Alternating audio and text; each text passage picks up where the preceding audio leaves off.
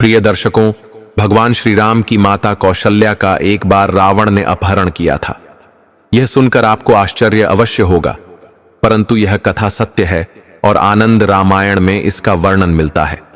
आज हम उसी अद्भुत कथा का श्रवण करने जा रहे हैं, जो रावण की क्रूरता और ईश्वरीय योजना दोनों का रहस्य खोलती है। लंकेश्वर रावण, जो स्वयं को तीनों लोकों का स्वामी मानता था, जिसने अपनी विद्या और तपस्या से देवताओं तक को भयभीत कर दिया था, आखिर उसने माता कौशल्या का अपहरण क्यों किया? क्या यह केवल एक राक्षसी कृत्य था या इसके पीछे छिपा हुआ था कोई गहरा रहस्य? यही वह प्रश्न है जो हमारे हृदय में उठता है। रावण, जो 10 मस्तिष्कों वाला महापंडित था, वेदों का ज्ञाता, भगवान शिव का अनन्य उपासक और अपार सामर्थ्य से युक्त योद्धा था, वह क्यों इतना अधर्मी हो गया कि उसने अयोध्या की राजकुमारी कौशल्या पर कुदृष्टि डाली?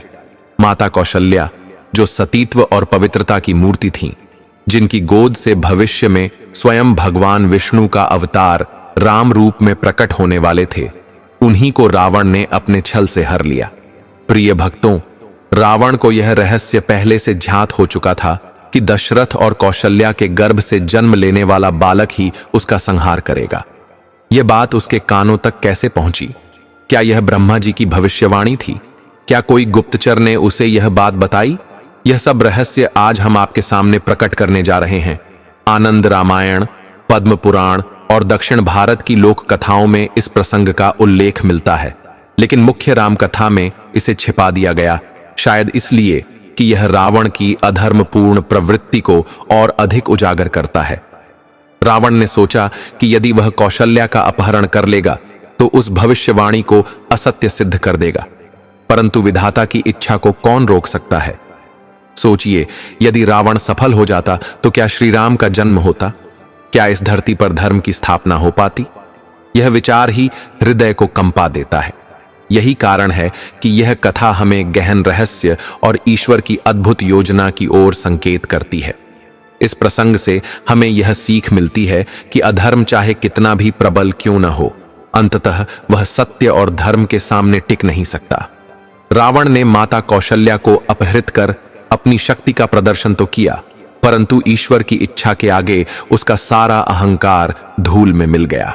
प्रिय मित्रों, रामायण में कहा गया है कि जो व्यक्ति किसी कथा या धर्म विषय ज्ञान को अधूरा छोड़ देता है, वह अधूरी यज्ञ की तरह पाप का भागी बनता है। इसलिए इस कथा को अंत तक अवश्य सुने और अपने हृदय में केवल एक ही नाम का जप करें, जय श्री राम। प्राचीन काल की पावन कथा है। अयोध्या के वन में एक कबूतर और कबूतरी प्रेम पूर्वक रहते थे। दोनों का जीवन स्नेह और समर्पण से भरा हुआ था। वे एक दूसरे से क्षण भर भी अलग नहीं रह सकते थे। जब कबूतर घोंसले से बाहर उड़ जाता तो कबूतरी व्याकुल होकर उसकी प्रतीक्षा करती। उसके लौट आने तक वह न अन्न ग्रहण करती और न जल पीती। एक दिन कबूतर किसी कारणवश देर से लौटा। थका हारा, मौन और उदास होकर वह घोंसले में आकर लेट गया। यह देखकर कबूतरी व्याकुल हो उठी। उसने प्रेम से पूछा, प्रिय, आज आप इतने विषन्न क्यों हैं? कबूतर ने कहा, कुछ नहीं। परंतु कबूतरी का हृदय मानने को तैयार न हुआ। उसने बार बार निवेदन किया। अंततः कबूतर बोला, तुम्हें यदि जानना ही है तो पहले मेरी कही एक कथा सुनो, फिर जैसा तुम्हें उचित लगे वैसा करना। कबूतर कथा कहने लगा। एक विशाल राज्य में राजा और रानी राज्य करते थे। उनके पास धन, वैभव, रथ, घोड़े, दास दासियां सब कुछ था, परंतु संतान न थी। यही उनकी सबसे बड़ी व्यथा थी। वर्षों तक उन्होंने यज्ञ हवन किए, तप, व्रत और पूजा पाठ किए, किंतु फल प्राप्त न हुआ। समय बीतने के साथ उनकी आयु बढ़ने लगी और चिंता और गहरी होती गई। वे सोचते, हमारे पश्चात राज्य का उत्तराधिकारी कौन होगा? प्रजा का रक्षण कौन करेगा? यही चिंता उनके जीवन की शांति हर लेती थी। एक दिन दरबार में एक साधु पधारे। दासी ने जाकर रानी को यह सूचना दी। रानी ने सोचा, यह मेरा अंतिम दान होगा। उसने चावल से भरा कटोरा लेकर साधु की झोली में अर्पित किया। साधु ने उसके व्याकुल मुख को देखा और पूछा, माता, आप इतनी दुखी क्यों हैं? रानी ने अश्रुपूर्ण नेत्रों से अपनी व्यथा सुनाई। साधु को करुणा आई। उन्होंने कहा, चिंता मत करो, तुम्हें पुत्र प्राप्त होगा, किंतु वह केवल 14 वर्षों तक ही इस धरती पर रहेगा। उसके पश्चात उसे स्मृति लोक जाना होगा। इससे अधिक आशीष देना मेरे सामर्थ्य से परे है। यह कहकर साधु ने अपनी झोली से चावल निकालकर रानी को दिए और बोले, इन्हें खीर बनाकर राजा के साथ भोग करना, ईश्वर कृपा करेंगे। रानी ने सोचा, 14 वर्ष ही सही, परंतु मातृत्व का सुख तो मिलेगा। इतने वर्षों तक मैं उसे प्रेम से पालूंगी, पोसूंगी। रात को उसने यह बात राजा से कही। पहले तो राजा ने संदेह प्रकट किया, किंतु रानी की श्रद्धा और भाव देखकर मान गए। अगले दिन दोनों ने स्नान कर ईश्वर का स्मरण किया, पूर्वजों को प्रणाम किया और साधु का ध्यान करके उन चावलों की खीर बनाई। श्रद्धा से खाकर वे निश्चिंत हो गए। कुछ समय पश्चात साधु के वचनों के अनुरूप रानी गर्भवती हुई। उनके हृदय में अपार आनंद उमड़ पड़ा। नवमास पूर्ण होने पर रानी ने एक अद्भुत तेजस्वी पुत्र को जन्म दिया। उसका मुखमंडल सूर्य के समान प्रकाशमान था। राजा ने हर्षोल्लास से नामकरण संस्कार कराया और पूरे राज्य में भंडारे का आयोजन किया गया। राजमहल में आनंद की गूंज और प्रजा में उत्सव का वातावरण फैल गया। अयोध्या नगरी की यह अत्यंत दिव्य कथा है। जब राजपुत्र का जन्म हुआ और पूरे राज्य में उत्सव मनाया गया, तब राजा ने पुत्र की जन्म कुंडली देखने हेतु श्रेष्ठतम विद्वान पंडित को आमंत्रित किया। पंडित जी ने जब कुंडली का गहन अध्ययन किया तो उनके मुख पर चिंता की रेखाएं छा गईं। वे बोले, महाराज, यह राजकुमार केवल 14 वर्ष तक ही इस लोक में रहेगा। यह सुनकर राजा स्तब्ध रह गए। रानी को भी साधु महाराज के वचन स्मरण हो आए। दोनों मौन होकर ईश्वर की इच्छा को स्वीकार करने लगे। इसके पश्चात उन्होंने राजकुमार का पालन पोषण अत्यंत स्नेह और लाड़ प्यार से किया। उसकी हर इच्छा, हर जिद वे पूर्ण करते। वे मन ही मन सोचते, अल्पकाल के लिए ही सही, परंतु प्रभु ने हमारी झोली में संतान का सुख तो डाला है।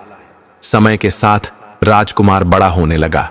7 वर्ष की अवस्था में उसे गुरु के आश्रम में भेजा गया, जहां वेद, शास्त्र, धनुर्वेद, शस्त्र विद्या और घुड़सवारी सहित 12 विद्याओं में उसका शिक्षण हुआ। वह अत्यंत गुणवान और तेजस्वी बना। 12 वर्ष की अवस्था में उसका विवाह भी एक राजकन्या के साथ कर दिया गया। समय के चक्र ने तीव्र गति पकड़ी और जब वह 15वें वर्ष में प्रवेश कर गया, तब राजकुमार ने एक दिन अपने पिता से कहा, पिताजी, मैं अपने राज्य का भ्रमण करना चाहता हूं। आज तक मैंने महल और दरबार के अतिरिक्त कुछ नहीं देखा। राजा का हृदय यह सुनकर विचलित हो उठा, क्योंकि उन्हें झांक था कि अब समय समीप है, किंतु वे पुत्र को सत्य न बता सके।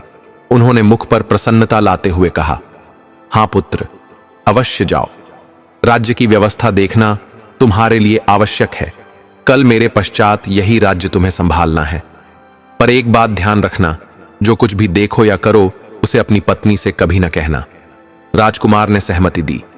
इसके बाद वह दिन में पत्नी संग आनंद पूर्वक समय व्यतीत करता और रात्रि के 12 बजे बिस्तर से उठकर बाहर चला जाता। भोर से पूर्व पुनः लौटकर सो जाता। यह क्रम निरंतर चलता रहा। जब 14वां वर्ष पूर्ण होने को था, तब एक रात उसकी पत्नी छोटी रानी जाग गई। उसने देखा कि राजकुमार बिस्तर पर नहीं है। वह महल में खोजती रही, पर कहीं पता न चला। प्रातःकाल देखा कि पति अपने स्थान पर शयन कर रहा है। उसने कुछ न कहा, पर यह क्रम लगातार चलता रहा। रानी अत्यंत चिंतित रहने लगी। उसका मन उदास हो गया। वह सोचने लगी, मेरे पति रात को कहां जाते हैं, किससे मिलते हैं, कहीं कोई अन्य स्त्री तो नहीं। इस चिंता ने उसके मन को इतना ग्रसित किया कि उसने भोजन पान त्याग दिया। उसका शरीर क्षीण होने लगा। इसी बीच एक दिन एक वृद्ध मालिन फूल लेकर महल आई। वह प्रतिदिन रानी को फूल देती थी। उसने देखा कि रानी का मुखमंडल मुरझाया है और शरीर कृश हो गया है। उसने स्नेह से पूछा, बेटी, ये क्या हाल हो गया है, किस चिंता में डूबी हो? रानी ने करुणा से उत्तर दिया, अम्मा, क्या कहूं, राजकुमार हर रात्रि बिस्तर से उठकर कहीं चले जाते हैं और भोर से पूर्व लौट आते हैं। मैं नहीं जानती वे कहां जाते हैं, किससे मिलते हैं। यही सोचकर मेरा हृदय टूट जाता है। मैंने खाना पीना सब त्याग दिया है और शोक में सूख रही हूं। मालिन ने करुणा से उपाय बताया, बेटी, आज रात जागना और उनके पीछे जाना, देखना कि वे कहां जाते हैं, क्या करते हैं। यदि नींद आने लगे तो बाएं हाथ की उंगली में हल्का सा घाव कर लेना और उस पर मिर्च लगाना। उस पीड़ा से तुम्हें नींद नहीं आएगी। रानी ने वैसा ही किया। उसने उंगली में घाव किया और मिर्च छिड़की। पीड़ा से वह कुछ देर तक जागी रही, परंतु जब पीड़ा शांत हुई तो वह नींद में डूब गई। प्रातःकाल जब मालिन आई तो उसने पूछा, बेटी, आज पता चला क्या? राजकुमार कहां जाते हैं? रानी ने दुखित स्वर में कहा, नहीं अम्मा, कुछ समय तो जागी रही, पर फिर नींद आ गई और मुझे कुछ ध्यान नहीं हुआ। बूढ़ी मालिन ने छोटी रानी को समझाया, बेटी, घबराओ मत। आज तुम अपनी उंगली पर और बड़ा घाव कर लेना और उस पर अधिक मिर्च के साथ नमक भी छिड़क देना, और जब राजकुमार बिस्तर से उठे तो उसके सामने खड़ी होकर उसका मार्ग रोक लेना, तभी रहस्य खुल पाएगा। रानी ने वैसा ही किया। रात्रि के 12 बजते ही राजकुमार उठकर बाहर जाने लगे। तभी रानी उनके सामने खड़ी हो गई और करुण स्वर में बोली, कहां जाते हो? किससे मिलने जाते हो? आज मुझे सत्य बताओ। राजकुमार ने बार बार समझाया, यदि मैंने सत्य कह दिया तो तुम्हें कभी पुनः न मिल पाऊंगा, पर पत्नी अपने निश्चय पर अडिग रही। अंततः राजकुमार विवश होकर बोले, यह सिद्ध चावल लो। दाएं हाथ के चावल मेरे ऊपर डालोगी तो मेरा वास्तविक स्वरूप देख पाओगी, और फिर बाएं हाथ के चावल मेरे ऊपर डालोगी तो मेरा वास्तविक स्वरूप देख पाओगी, और फिर बाएं हाथ के चावल मेरे ऊपर डालोगी तो मेरा वास्तविक स्वरूप देख पाओगी, और फिर बाएं हाथ के चावल मेरे ऊपर डालोगी तो मेरा वास्तविक स्वरूप देख पाओगी, और फिर बाएं हाथ के चावल मेरे ऊपर डालोगी तो मेरा वास्तविक स्वरूप देख पाओगी, और फिर बाएं हाथ के चावल मेरे ऊपर डालोगी तो मेरा वास्तविक स्वरूप देख पाओगी, और फिर बाएं हाथ के चावल मेरे ऊपर डालोगी तो मेरा वास्तविक स्वरूप देख पाओगी, और फिर बाएं हाथ के चावल मेरे ऊपर डालोगी तो मेरा वास्तविक स्वरूप देख पाओगी, और फिर बाएं हाथ के चावल मेरे ऊपर डालोगी तो मेरा वास्तविक स्वरूप देख पाओगी, और फिर बाएं हाथ के चावल मेरे ऊपर डालोगी तो मेरा वास्तविक स्वरूप देख पाओगी, और फिर बाएं हाथ के चावल मेरे ऊपर डालोगी तो मेरा वास्तविक स्वरूप देख पाओगी, और फिर बाएं हाथ के चावल मेरे ऊपर डालोगी तो मेरा वास्तविक स्वरूप देख पाओगी, और फिर बाएं हाथ के चावल मेरे ऊपर डालोगी तो मेरा वास्तविक स्वरूप देख पाओगी, और फिर बाएं हाथ के चावल मेरे ऊपर डालोगी तो मेरा वास्तविक स्वरूप देख पाओगी, और फिर बाएं हाथ के चावल मेरे ऊपर डालोगी तो मेरा वास्तविक स्वरूप देख पाओगी, और फिर बाएं हाथ के चावल मेरे ऊपर डालोगी तो मेरा वास्तविक स्वरूप देख पाओगी, और फिर बाएं हाथ के चावल मेरे ऊपर डालोगी तो मेरा वास्तविक स्वरूप देख पाओगी, और फिर बाएं हाथ के चावल मेरे ऊपर डालोगी तो मेरा वास्तविक स्वरूप देख पाओगी, और फिर बाएं हाथ के चावल मेरे ऊपर डालोगी तो मेरा वास्तविक स्वरूप देख पाओगी, और फिर बाएं हाथ के चावल मेरे ऊपर डालोगी तो मेरा वास्तविक स्वरूप देख पाओगी, और फिर बाएं हाथ के चावल मेरे ऊपर डालोगी तो मेरा वास्तविक स्वरूप देख पाओगी, और फिर बाएं हाथ के चावल मेरे ऊपर डालोगी तो मेरा वास्तविक स्वरूप देख पाओगी, और फिर बाएं हाथ के चावल मेरे ऊपर डालोगी तो मेरा वास्तविक स्वरूप देख पाओगी, और फिर बाएं हाथ के चावल मेरे ऊपर डालोगी तो मेरा वास्तविक स्वरूप देख पाओगी, और फिर बाएं हाथ के चावल मेरे ऊपर डालोगी तो मेरा वास्तविक स्वरूप देख पाओगी, और फिर बाएं हाथ के चावल मेरे ऊपर डालोगी तो मेरा वास्तविक स्वरूप देख पाओगी, और फिर बाएं हाथ के चावल मेरे ऊपर डालोगी तो मेरा वास्तविक स्वरूप देख पाओगी, और फिर बाएं हाथ के चावल मेरे ऊपर डालोगी तो मेरा वास्तविक स्वरूप देख पाओगी, और फिर बाएं हाथ के चावल मेरे ऊपर डालोगी तो मेरा वास्तविक स्वरूप देख पाओगी, और फिर बाएं हाथ के चावल मेरे ऊपर डालोगी तो मेरा वास्तविक स्वरूप देख पाओगी, और फिर बाएं हाथ के चावल मेरे ऊपर डालोगी तो मेरा वास्तविक स्वरूप देख पाओगी, और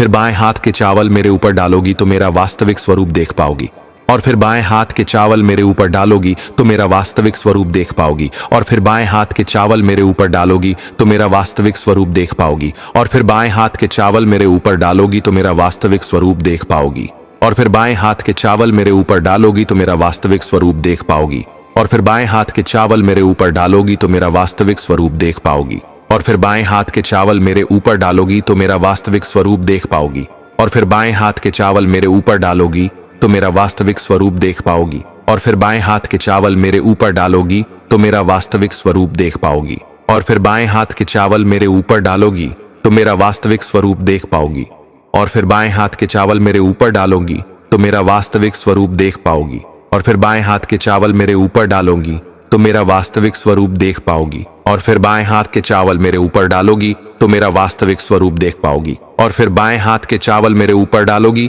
तो मेरा वास्तविक स्वरूप देख पाओगी, और फिर बाएं हाथ के चावल मेरे ऊपर डालोगी तो मेरा वास्तविक स्वरूप देख पाओगी, और फिर बाएं हाथ के चावल मेरे ऊपर डालोगी तो मेरा वास्तविक स्वरूप देख पाओगी। और फिर बाएं हाथ के चावल मेरे ऊपर डालोगी तो मेरा वास्तविक स्वरूप देख पाओगी। और फिर बाएं हाथ के चावल मेरे ऊपर डालोगी तो मेरा वास्तविक स्वरूप देख पाओगी। और फिर बाएं हाथ के चावल मेरे ऊपर डालोगी तो मेरा वास्तविक स्वरूप देख पाओगी। और फिर बाएं हाथ के चावल मेरे ऊपर डालोगी तो मेरा वास्तविक स्वरूप देख पाओगी। और फिर बाएं हाथ के चावल मेरे ऊपर डालोगी तो मेरा वास्तविक स्वरूप देख पाओगी। और फिर बाएं हाथ के चावल मेरे ऊपर डालोगी तो मेरा वास्तविक स्वरूप देख पाओगी। और फिर बाएं हाथ के चावल मेरे ऊपर डालोगी तो मेरा वास्तविक स्वरूप देख पाओगी। और फिर बाएं हाथ के चावल मेरे ऊपर डालोगी तो मेरा वास्तविक स्वरूप देख पाओगी। और फिर बाएं हाथ के चावल मेरे ऊपर डालोगी तो मेरा वास्तविक स्वरूप देख पाओगी। और फिर बाएं हाथ के चावल मेरे ऊपर डालोगी तो मेरा वास्तविक स्वरूप देख पाओगी। और फिर बाएं डालोगी तो मैं पुनः वही बन जाऊंगा, किंतु यदि बाएं हाथ के चावल डालना भूल गई तो मैं सदा के लिए दूर हो जाऊंगा। रानी ने विश्वासपूर्वक दाएं हाथ के चावल राजकुमार पर फेंके। देखते ही देखते राजकुमार एक अद्भुत सफेद अश्व में परिवर्तित हो गए। उसकी लंबी गर्दन और चमचमाती अयाल देखकर रानी भयभीत हो गई। घबराहट में वह बाएं हाथ के चावल डालना भूल गई। वह दिव्य घोड़ा वेग से दौड़ता हुआ महल से बाहर निकल गया और फिर कभी वापस न लौटा। रानी विलाप करने लगी, हाय, मेरी भूल से मेरा स्वामी चला गया। सुबह होते ही यह समाचार महाराज और महारानी तक पहुंचा। वे शोक में डूब गए और आशा करने लगे कि एक दिन उनका पुत्र अवश्य लौटेगा। दिन बीतते गए, एक दिन, 2 दिन, महीना, यहां तक कि 6 महीने बीत गए। राज्य के सैनिक गांव गांव खोज करते रहे, किंतु राजकुमार का कोई पता न चल पाया। रानी अपने हृदय में पश्चाताप से भर उठी। वह बार बार स्वयं को कोसती, मेरी जिद के कारण ही मेरा प्रिय दूर हो गया। अंततः उसने प्रण किया, मैं अपने स्वामी की खोज अवश्य करूंगी और उन्हें घर लाकर ही दम लूंगी। एक प्रातः वह अपने सास ससुर के पास पहुंची और विनम्र स्वर में बोली, मेरी भूल से मेरा पति मुझसे दूर हो गया। अब मैं उनके खोज हेतु प्रस्थान करना चाहती हूं, कृपा कर आशीर्वाद दीजिए। महाराज और महारानी ने कहा, बेटी जाओ, हमारे पुत्र को खोज लाओ, भगवान तुम्हें सफलता प्रदान करें। इसके बाद रानी ने शाही भेष बदलकर सेठानी का रूप धारण किया। कुछ सेवक दासियों और आवश्यक सामग्री के साथ वह राज्य की सीमा पर पहुंची और वहां एक विशाल भोजनशाला स्थापित की। आने जाने वाले यात्रियों को वह निःशुल्क भोजन कराती और एक शर्त रखती, भोजन तभी मिलेगा जब तुम कोई अनोखी घटना या अद्भुत बात मेरे साथ साझा करोगे। यात्री भोजन पाते और अपने अपने अनुभव सुनाकर चले जाते, परंतु रानी को अभी तक वह समाचार न मिला जिसकी वह प्रतीक्षा कर रही थी। इस बीच वही वृद्ध मालिन जो फूल लेकर राजमहल आती थी, अपने पोते की देखभाल करती। उसके पुत्र और बहू कार्य पर जाते तो बालक की जिम्मेदारी उसी पर होती। एक दिन मालिन पान खाने हेतु सीपियां भूनना चाहती थी। इसके लिए गोबर के कंडे जुटाने वह बांस की टोकरी लेकर मैदान में गई। कंडे इकट्ठे करते करते उसे लौटने में बहुत देर हो गई। इधर संध्या होते ही उसका बेटा और बहू कार्य से लौटे। घर पहुंचे तो देखा बालक अकेला बैठा रो रहा है। ये दृश्य देख वे क्रोध से भर उठे और वृद्धा पर झल्लाने लगे। इतने में ही वह बुढ़िया घर लौट आई। बेटा क्रोध में भरकर पूछने लगा, अम्मा, पोते को घर में अकेला छोड़कर तुम कहां चली गई थी? बुढ़िया शांत स्वर में बोली, बेटा, मैं गोबर के कंडे इकट्ठा करने चली गई थी। यह सुनकर बेटा तमतमाकर बोला, यदि अब कभी बच्चे को अकेला छोड़कर कहीं गई तो मैं तुम्हें कठोर दंड दूंगा। बुढ़िया हाथ जोड़कर कहने लगी, नहीं बेटा, अब कभी ऐसा नहीं करूंगी। किंतु वृद्धा का मन कंडे इकट्ठा करने के मोह से मुक्त न हो पाया। अगले ही दिन वह सब भूलकर फिर से मैदान की ओर निकल गई। संध्या होने पर जब बेटा और बहू लौटे तो देखा कि बालक आज भी अकेला रो रहा है। अब पुत्र का धैर्य टूट गया और जब बुढ़िया लौटी तो क्रोध में उन्होंने उसे घर से निकाल दिया।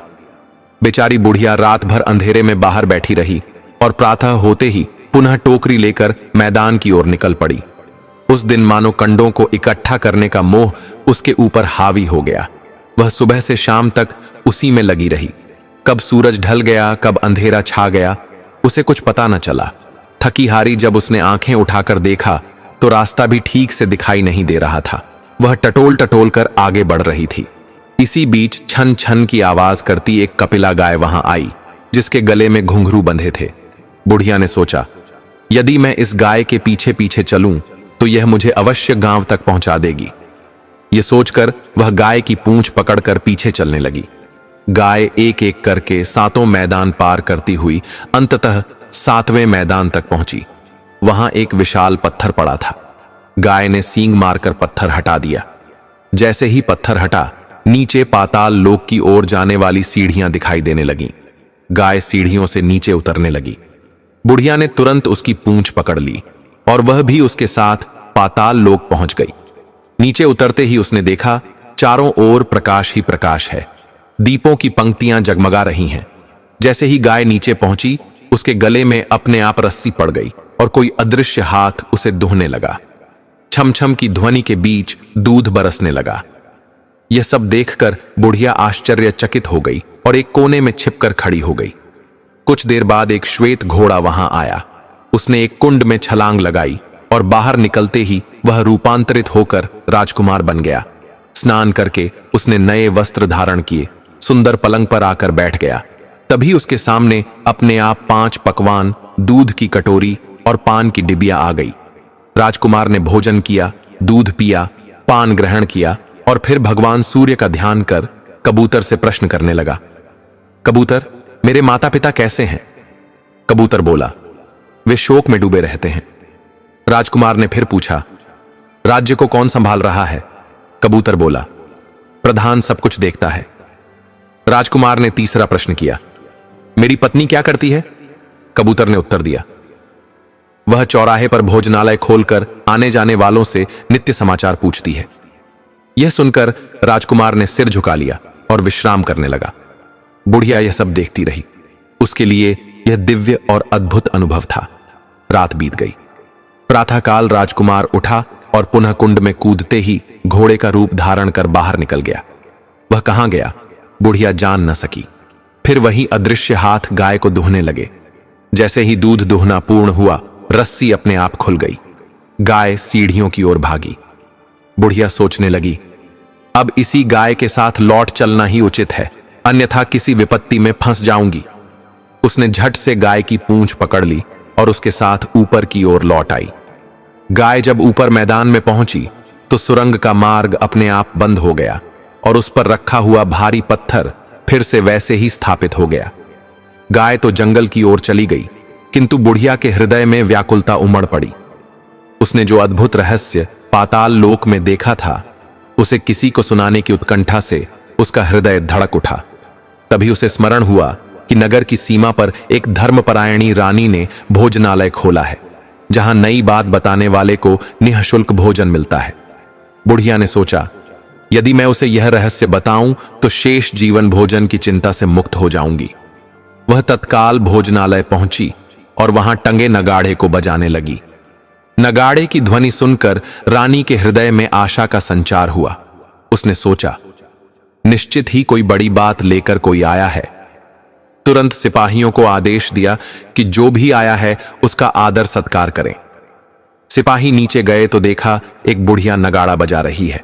उन्होंने पूछा, अम्मा, क्यों नगाड़ा बजा रही हो?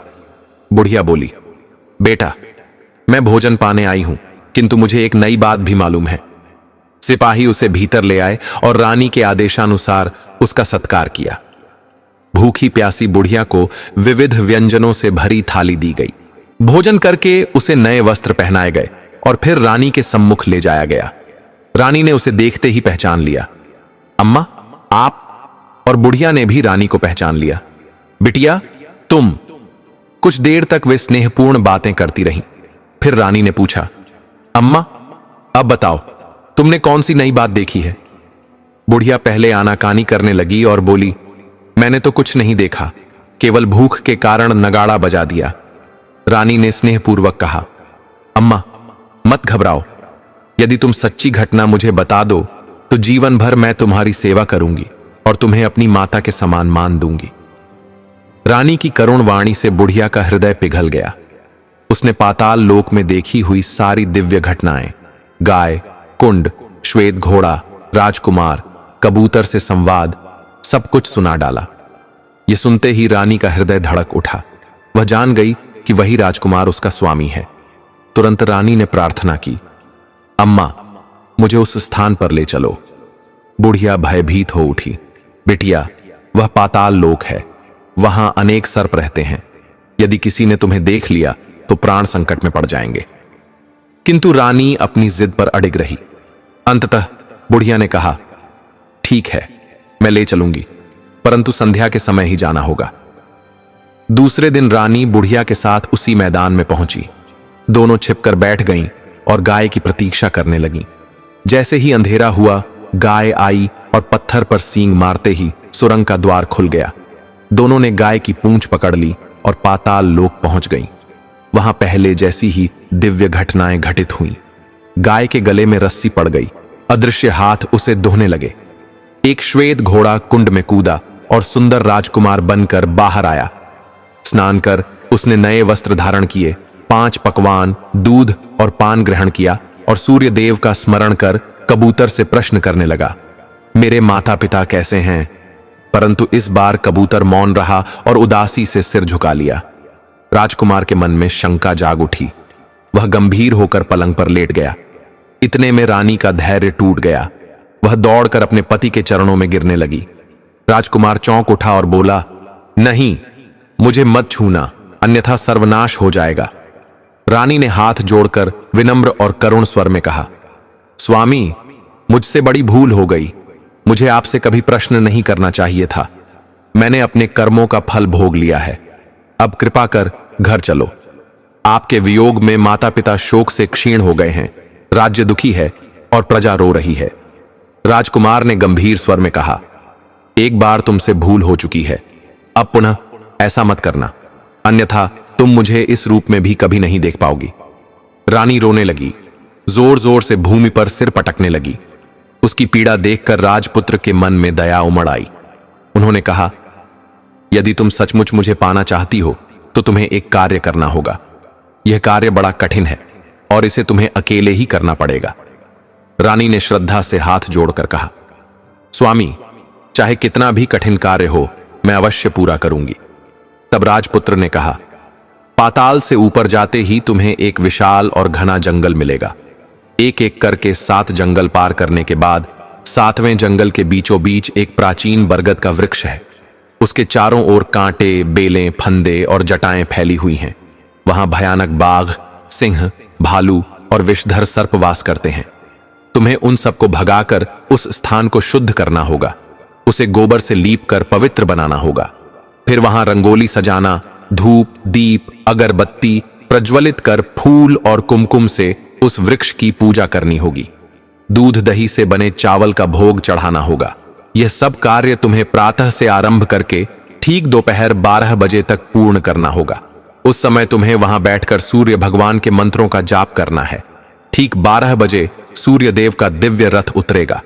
जब वे प्रसन्न होकर कहेंगे, वर मांगो, तब तुम्हें उनके रथ का दाहिना घोड़ा मांगना है, तभी मैं तुम्हें मिल पाऊंगा। इतना कहकर राजपुत्र पलंग पर शयन कर गए और रानी प्रभात की प्रतीक्षा करने लगी। जैसे ही सुबह हुई, वह बुढ़िया के साथ गाय की पूंछ पकड़कर धरती पर आ गई। रानी ने बुढ़िया से कहा, अम्मा, अब से मुझे अकेले ही जाना होगा, आप भोजनालय लौट जाइए। रानी अकेली ही जंगलों की ओर बढ़ चली। 7वें जंगल तक पहुंचकर उसने आरी से काट काट कर सारी झाड़ियां, कांटे और फंदे हटाए, भूमि को स्वच्छ किया और गोबर से लीपकर पवित्र स्थल बनाया। चंदन, धूप, दीप, अगरबत्ती से वातावरण को सुगंधित किया। बरगद के वृक्ष का फूल और कुमकुम से पूजन किया और चावल का नैवेद्य अर्पित किया। फिर ठीक 12 बजे वह सूर्य भगवान का स्मरण कर ध्यान मग्न होकर बैठ गई। ठीक दोपहर 12 बजे दिव्य रथ से सूर्य देव वहां प्रकट हुए। सुगंधित वातावरण और पवित्र पूजन देखकर वे प्रसन्न हो गए। उन्होंने आकाशवाणी की, जिसने यह कार्य किया है वह सामने आए और मनचाहा वरदान मांगे। रानी तुरंत दौड़कर गई, साष्टांग प्रणाम किया और बोली, भगवान, यह कार्य मैंने ही किया है, मुझे वरदान दीजिए। सूर्यदेव ने कहा, बताओ वत्से, तुम्हें क्या चाहिए? रानी ने श्रद्धा से हाथ जोड़कर कहा, भगवान, मुझे आपके रथ का दाहिना घोड़ा चाहिए। सूर्यदेव ने कहा, वत्से, यह असंभव है। दाहिना घोड़ा मैं किसी को नहीं दे सकता। मेरे पास 12 घोड़े हैं। तुम चाहो तो कोई और चुन सकती हो। किंतु यह दाहिना घोड़ा मैं नहीं दे सकता। परंतु रानी अडिग रही। वह बार बार कहती रही, मुझे कुछ और नहीं चाहिए, केवल आपका दाहिना घोड़ा चाहिए। वह उनके चरणों में गिरकर बोली, यदि मुझे यह नहीं मिला तो मैं अपने प्राण त्याग दूंगी। धर्म संकट में पड़े सूर्यदेव ने सोचा, मैंने वरदान देने का वचन दिया है, अब इससे पीछे नहीं हट सकता। वे बोले, वत्से, ठीक है, मैं तुम्हें यह घोड़ा प्रदान करता हूं, किंतु यह घोड़ा तुम्हें यहां नहीं मिलेगा, इसे पाताल लोक से लाना होगा। रानी ने दृढ़ स्वर में कहा, भगवान, मैं अपने स्वामी को पाने के लिए कहीं भी जा सकती हूं, किसी भी कठिनाई को सह सकती हूं। सूर्यदेव ने उसे आशीर्वाद दिया और अपने रथ से प्रस्थान कर गए। रानी वापस भोजनालय पहुंची, बुढ़िया को साथ लिया और संध्या समय उस मैदान पर आई। जैसे ही गाय आई, दोनों ने उसकी पूंछ पकड़कर पाताल लोक का मार्ग पकड़ा। वहां वही सब दिव्य घटनाएं घटीं। घोड़े का स्नान करना, राजपुत्र का रूप लेना, भोजन और पान का आना। किंतु आज कुछ भिन्न हुआ। इस बार 2 थालियां, 2 प्यालियां और 2 पान की डिब्बियां आईं। राजपुत्र मौन रहे और अपने हिस्से का भोजन करके पलंग पर चले गए। फिर उन्होंने कबूतर से प्रश्न किया, मेरे पिता क्या कर रहे हैं? कबूतर बोला, वे शोक में डूबकर मृत्यु की अवस्था में पहुंच चुके हैं। राजपुत्र की आंखों से आंसू बह निकले। उन्होंने फिर पूछा, मेरा राज्य कौन संभाल रहा है? कबूतर बोला, प्रधान ने राज्य हड़प लिया है और प्रजा पर अत्याचार कर रहा है। यह सुनकर राजपुत्र क्रोध से कांप उठे। फिर उन्होंने पूछा, मेरी पत्नी क्या कर रही है? कबूतर मौन रहा। अब रानी का धैर्य टूट गया। वह दौड़कर अपने पति के चरणों में गिर पड़ी और बोली, स्वामी, अब मैं आपके पास हूं। राजपुत्र ने उसे देखा और भावुक होकर बोले, क्या यह सच है? अब तुम मुझे कभी खोओगी नहीं। सूर्यदेव ने तुम्हारे तप और त्याग से मुझे सदा के लिए इस घोड़े के जन्म से मुक्त कर दिया है। राजपुत्र ने उसे गले लगाया, उसके आंसू पोंछे। तभी कबूतर बोला, हे राजकुमार और राजकुमारी, प्रस्थान से पूर्व मेरी 3 बातें स्मरण रखना। पहली, जिस बात से तुम्हारे परिवार पर संकट आने का भय हो, उसे पत्नी से कभी न कहना। दूसरी, जो बातें गुप्त रखनी हो, उन्हें भी पत्नी से साझा न करना, क्योंकि स्त्रियां रहस्य अधिक समय तक नहीं रख पाती। इसलिए गुप्त बातों को पत्नी से कभी साझा नहीं करना चाहिए। जिस रहस्य को प्रकट करने से प्राण संकट में पड़ जाएं, माता पिता को कष्ट हो अथवा पूरे कुल पर विपत्ति आ जाए, ऐसी बातें भी स्त्री को कभी नहीं बतानी चाहिए। कबूतर की वाणी सुनकर राजपुत्र और रानी ने एक स्वर में कहा, ठीक है, जैसी भूल हमसे पहले हुई थी, वैसी भूल अब जीवन में दोबारा नहीं करेंगे। इतना कहकर राजपुत्र ने अपनी रानी को स्नेहपूर्वक आलिंगन में भर लिया।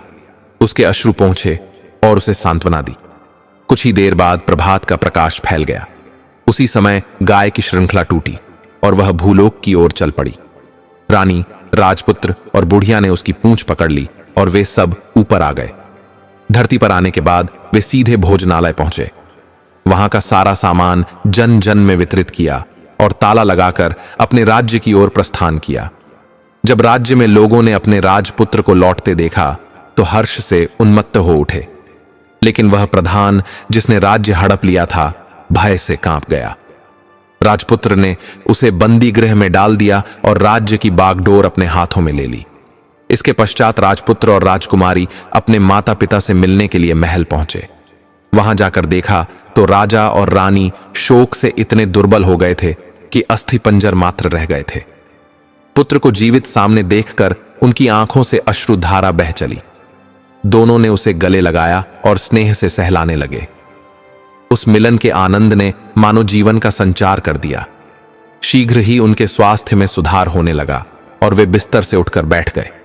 उन्होंने अपने पुत्र को आशीर्वाद दिया। राजपुत्र के लौट आने का समाचार सारे राज्य में फैल गया। प्रजा आनंद से झूम उठी और महल में इकट्ठी हो गई। राजपुत्र ने सबको दर्शन दिए और वचन दिया कि आज से तुम्हें किसी प्रकार का कोई कष्ट नहीं होगा। तत्पश्चात वे सिंहासन पर आसीन हुए और एक न्यायप्रिय धर्मनिष्ठ राजा बनकर प्रजा का पालन करने लगे। माता पिता और अपनी प्रिय रानी के साथ उन्होंने सुख शांति से जीवन व्यतीत किया और जो बुढ़िया थी उसे भी अपने पास रखकर आदर दिया। प्रिय भक्तों, कथा यहां समाप्त नहीं हुई है। अब जानिए एक और अद्भुत रहस्य, आखिर रावण ने क्यों किया था माता कौशल्या का हरण। त्रेता युग का वह समय था जब रावण अपने सामर्थ्य और विजय से मदमस्त हो चुका था। उसने अनेक राज्यों को अपने अधीन कर लिया था। कोई भी वीर अब उसे ललकारने का साहस नहीं करता था। इसी अभिमान में डूबकर रावण ने ब्रह्मा जी से अपनी मृत्यु का रहस्य पूछा। ब्रह्मा जी ने कहा, रावण, तेरी मृत्यु मनुष्य के हाथों होगी। वह मनुष्य रघुकुल में जन्म लेगा और उसका पिता होगा राजा दशरथ। यह सुनकर रावण का हृदय कंप उठा। इधर अयोध्या में महाराज दशरथ का विवाह माता कौशल्या के साथ होने वाला था। महाराज अज ने बड़े हर्ष और उत्साह से विवाह की तैयारियां की थीं। केवल 7 दिन शेष थे कि तभी नारद मुनि वहां आए। उन्होंने महाराज अज से कहा, राजन सुनो, लंका का राक्षस राजा रावण बड़ी चतुराई और सामर्थ्य वाला है। वह दशरथ की हत्या की योजना बना रहा है। मैंने यह रहस्य जानकर तुम्हें सावधान करने के लिए गुप्त रूप से यहां आगमन किया है। अपने पुत्र को तुरंत सुरक्षित स्थान पर भेज दो। यह कहकर नारद मुनि वहां से प्रस्थान कर गए। राजा अज अत्यंत चिंतित हुए। विवाह की तैयारियां जोरों पर थीं। हल्दी और उबटन की रस्में चल रही थीं। तब उन्होंने निर्णय लिया कि वर वधू को किसी गुप्त और सुरक्षित स्थान पर भेजा जाए। कौशल्या, जो सौंदर्य और गुणों में अद्वितीय थीं, सतीत्व की प्रतिमूर्ति थीं, मानो नदियों में गंगा। राजा अज ने दशरथ और कौशल्या को 4 मुख्य सेवकों और असंख्य अन्य सेवकों के साथ सुरक्षित रूप से रवाना किया। वशिष्ठ मुनि ने अपने विद्वान शिष्य को उनकी रक्षा का भार सौंपा। आवश्यक सामग्री रथों और गाड़ियों में लाद दी गई। प्रधानमंत्री को आदेश दिया गया कि वे पूर्व दिशा में समुद्र के बीच एक गुप्त द्वीप पर जाकर विवाह संपन्न कराएं और बुलावे पर ही लौटें। रात के अंधकार में गुप्त रूप से दशरथ और कौशल्या यात्रा पर निकले। उनके रथ वायु वेग से दौड़ते हुए समुद्र तट पर पहुंचे। वहां एक भव्य नौका में सवार होकर वे अथाह सागर की ओर बढ़े। नौका इतनी विशाल और सुसज्जित थी कि समुद्र की लहरों में अचल खड़ी रही। 4 दिन बीत गए, किंतु रावण उस गुप्त स्थान का पता न लगा सका। जब वह असफल रहा तो क्रोध से पागल हो उठा। उसने संकल्प किया, अब चाहे आकाश में उड़ना पड़े, मैं उन्हें खोज निकालूंगा। वह पक्षी की भांति आकाश में उड़कर उस नौका तक पहुंचा। रात के समय उसने अचानक कौशल्या का अपहरण कर लिया और अपने प्रहार से नौका को 2 टुकड़ों में विभाजित कर दिया। कौशल्या को एक पेटी में बंद करके वह लंका ले आया और उसे एक मछली को सौंपते हुए कहा, इसे सावधानी से रखो। त्रेता युग का वह पावन काल था जब पशु पक्षी भी मानवों की भाषा समझते और बोलते थे। रावण ने जब माता कौशल्या को एक पेटी में बंद कर मछली को सौंपा, तब वह मछली भी उसके आदेश को भली भांति समझ गई। रावण अहंकार में डूबा हुआ यह सोचने लगा कि उसने अपने शत्रु का अंत कर दिया है। प्रसन्न होकर वह लंका लौट आया और सभा में बैठकर गर्व से बोला, मैंने ब्रह्मा जी की भविष्यवाणी को असत्य सिद्ध कर दिया है। परंतु भक्तों, विधाता की माया से कौन पार पा सकता है? जिसे स्वयं भगवान ने निश्चित किया हो उसे कोई मिटा नहीं सकता। जब नौका टूटी तो सब सेवक समुद्र की लहरों में समा गए, किंतु भगवान विष्णु की करुणा से महाराज दशरथ एक तख्ते का सहारा लेकर जीवित बचे। समुद्र की लहरें और पवन उन्हें एक टापू पर ले आईं। उधर वही मछली भोजन की तलाश में बाहर आई थी। दशरथ ने उस टापू पर वह पेटी देखी और जब उसे खोला तो माता कौशल्या उसमें सुरक्षित थीं। माता को देखकर दशरथ का हृदय अपार आनंद से भर उठा। तभी देवर्षि नारद वहां प्रकट हुए।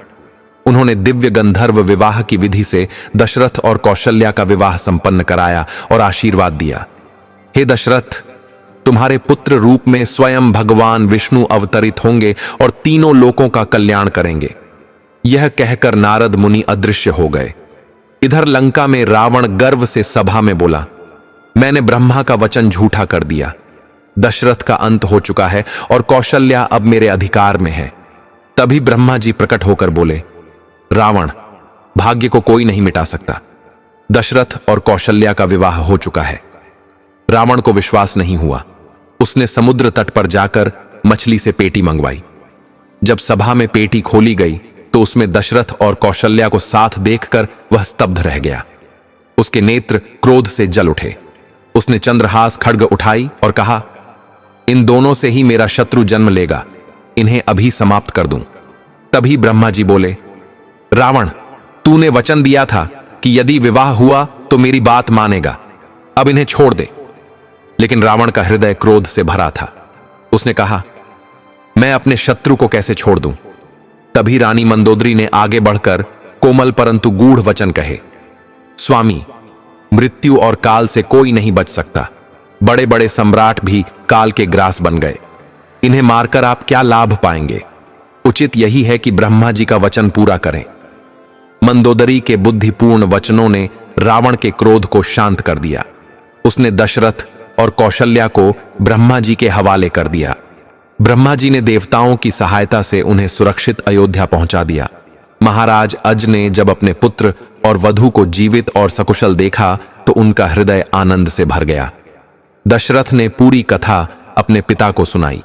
इस प्रकार भक्तों, दिव्य विधान से महाराज दशरथ और माता कौशल्या का विवाह संपन्न हुआ और यही विवाह आगे चलकर भगवान श्री राम के अवतार का कारण बना, जिसने पूरे जगत का कल्याण किया। प्रिय मित्रों, यह कथा हमें यही सिखाती है कि चाहे अधर्म कितना भी शक्तिशाली क्यों ना हो, अंततः धर्म और सत्य की ही विजय होती है। संसार में कोई भी शक्ति ईश्वर की इच्छा को रोक नहीं सकती। रावण ने माता कौशल्या का अपहरण कर अपनी सामर्थ्य दिखाने की कोशिश की, लेकिन ईश्वर की योजना उसके अहंकार से कहीं बड़ी थी। यही कारण है कि भगवान श्री राम का जन्म हुआ और उन्होंने संपूर्ण संसार को धर्म का मार्ग दिखाया। इससे हमें यह प्रेरणा मिलती है कि जीवन में कितनी भी कठिनाइयां क्यों ना आए, हमें कभी सत्य और धर्म का मार्ग नहीं छोड़ना चाहिए। अगर हम अपने कर्तव्य और विश्वास के प्रति अडिग रहें तो विजय निश्चित रूप से हमारी ही होगी। प्रिय दर्शकों, यदि आपको यह दिव्य कथा हृदय को छू गई हो तो कृपया इस वीडियो को अधिक से अधिक लोगों तक पहुंचाएं।